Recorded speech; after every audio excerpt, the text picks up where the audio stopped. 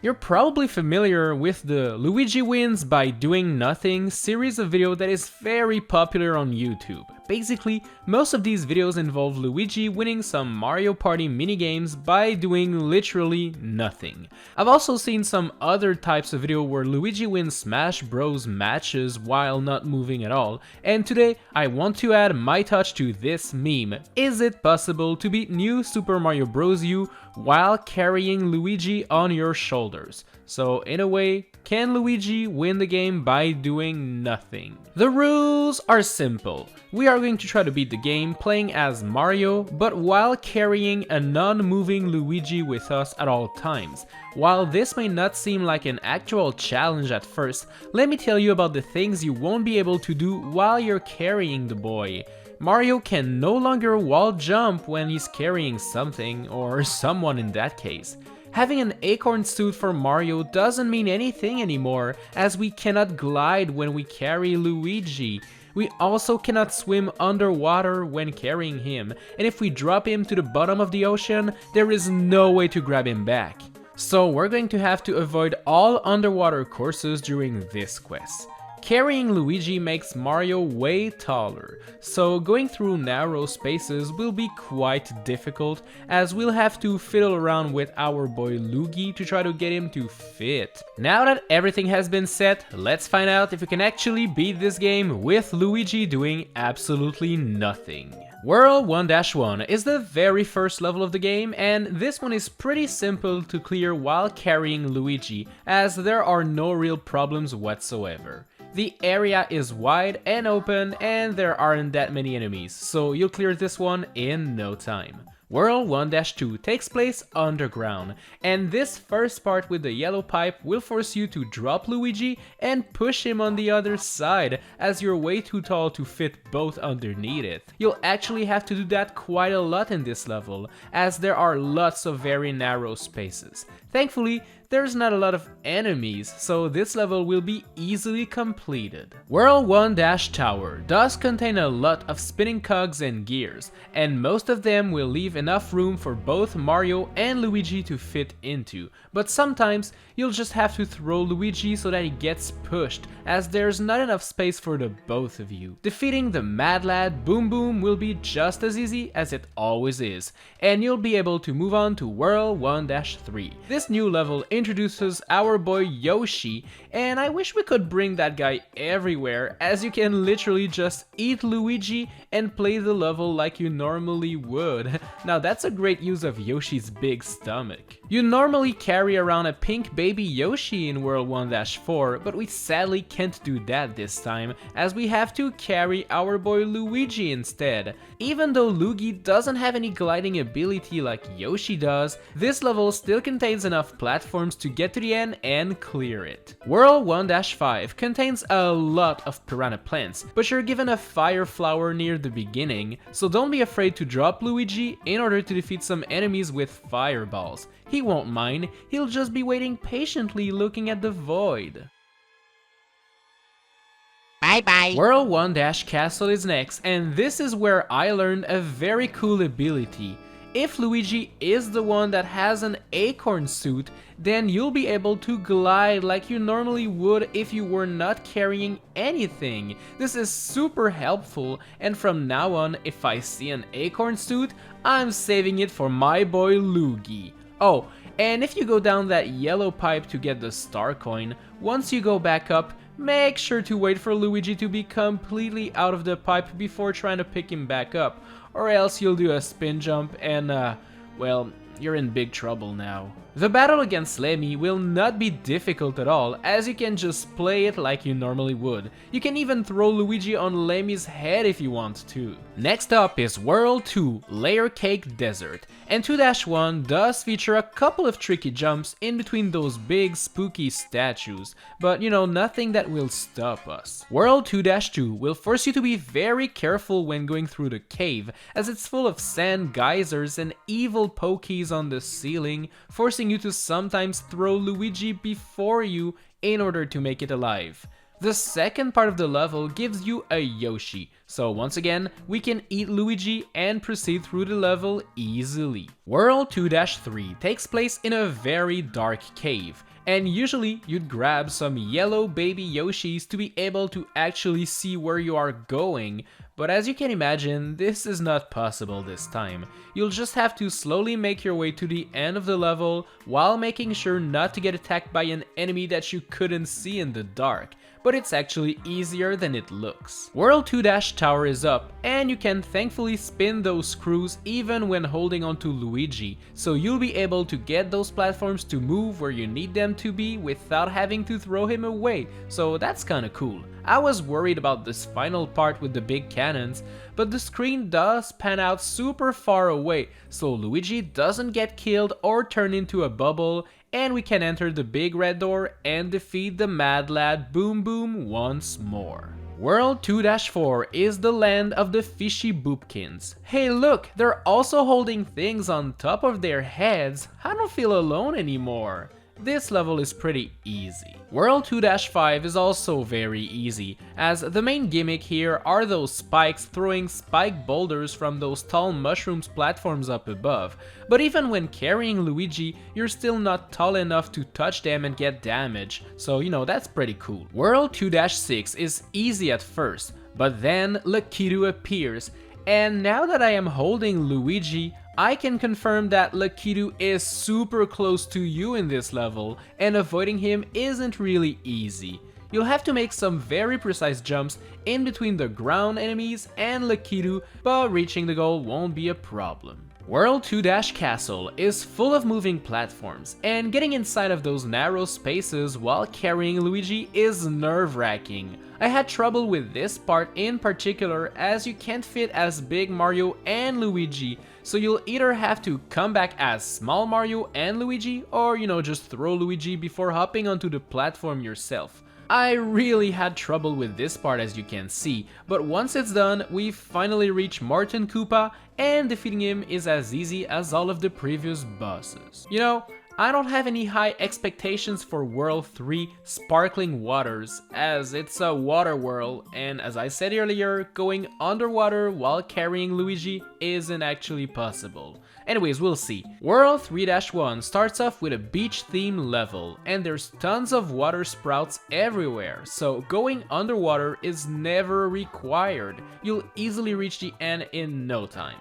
But then comes World 3-2, and after going down that pipe, you'll realize that this is the end. There is no way to carry Luigi underwater, so this level will be completely impossible for this quest. Thankfully, New Super Mario Bros. U does allow you to go to World 3 or 4 in any order you want, so instead of going down there, let's go up to the frosted glacier and hope for the best.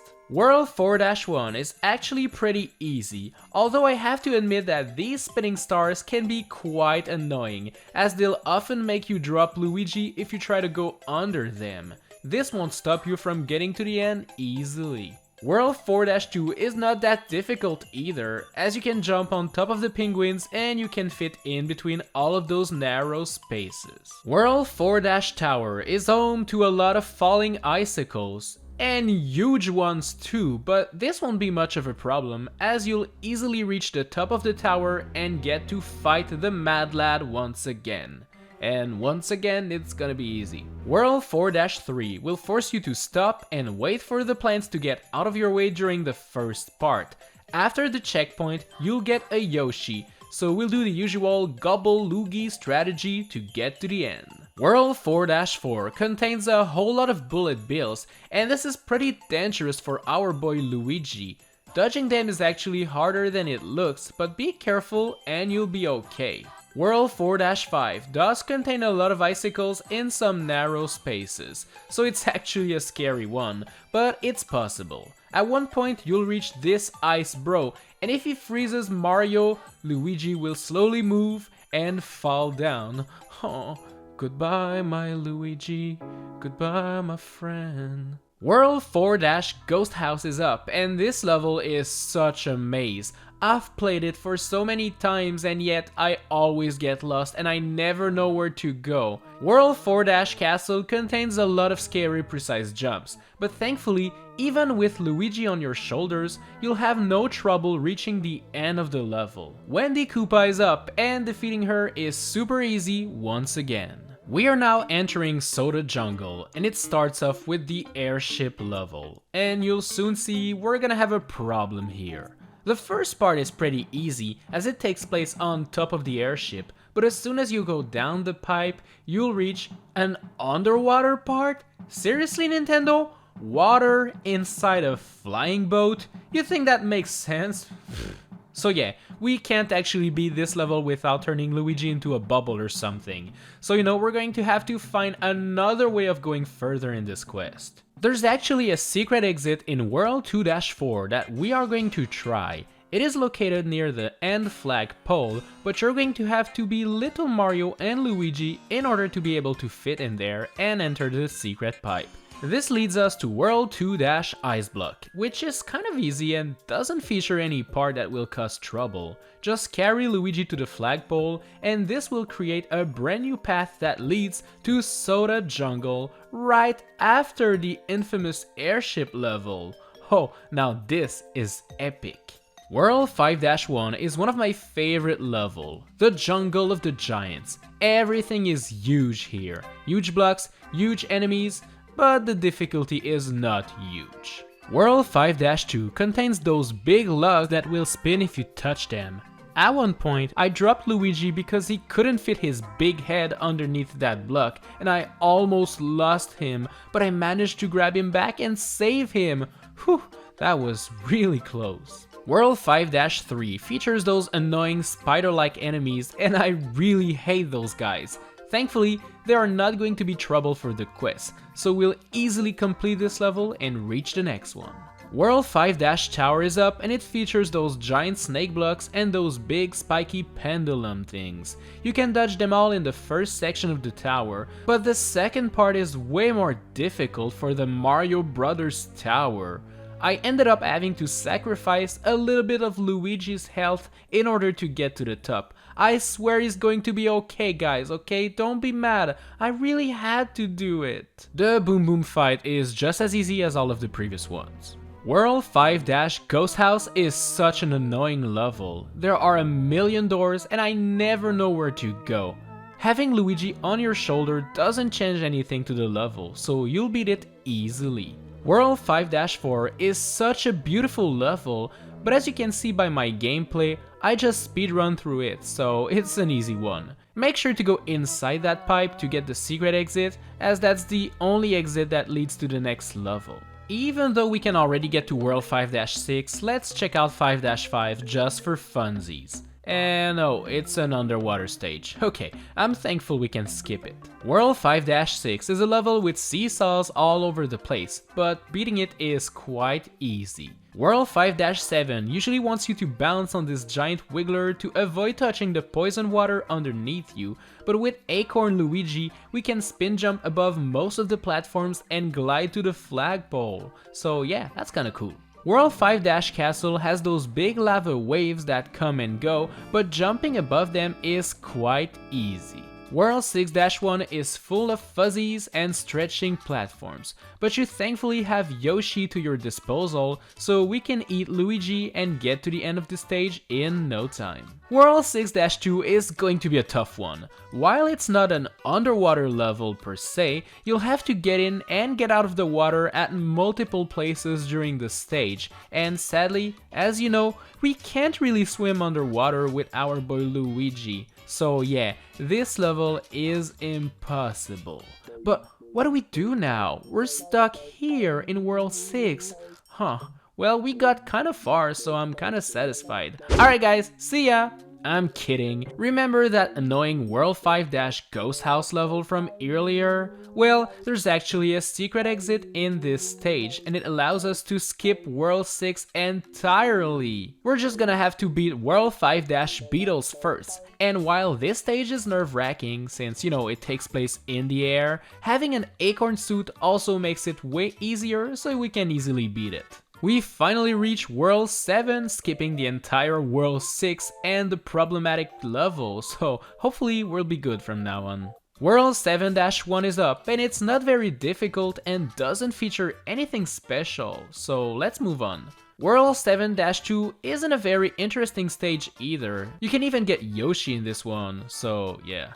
World 7-3 features those arrow platforms that only move when you're on top of them. Make sure to drop Luigi over there so that you can crouch and fit under that platform and you'll be all good. World 7-Tower will force you to avoid a lot of fireballs that those annoying fire bros keep throwing out there. Spin jump your way up the tower and you'll soon reach Nicobbq, which isn't a very difficult boss to be honest. World 7-Ghost House is next, and there's one part here with those beautiful poles that you normally have to climb, but with Luigi on our back, we have a big problem. There is no way to climb it, and you cannot throw Luigi up there, so yeah, we'll actually have to come back with an acorn suit and do a spin jump.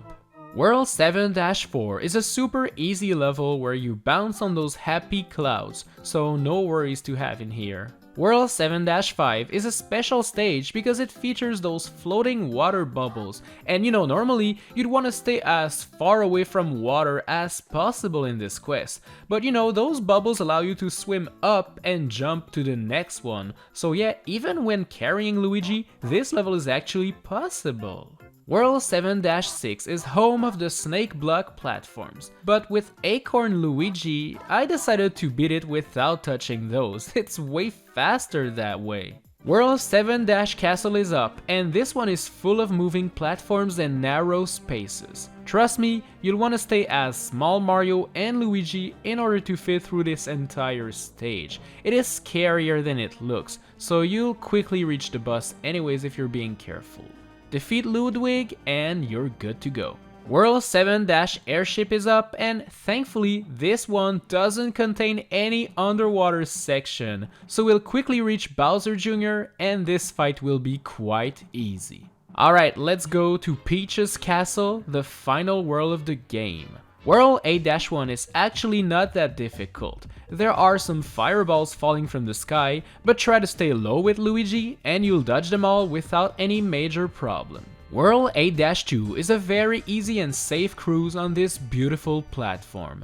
Avoid the lava monsters and all of the micro Goombas and other enemies and you'll reach your destination. World 8-3 is super easy and there are plenty of space for you to fit with your bro on your back, so no worries. World 8-Tower is a little bit annoying because there's a lot of hazards while going up this platform, and carrying Luigi around makes you a bigger target for those electric things and other enemies, so you'll want to be extra careful. World 8-Castle is up, and the first part of the stage is quite easy. Dodging Bowser Jr. isn't that much of a problem.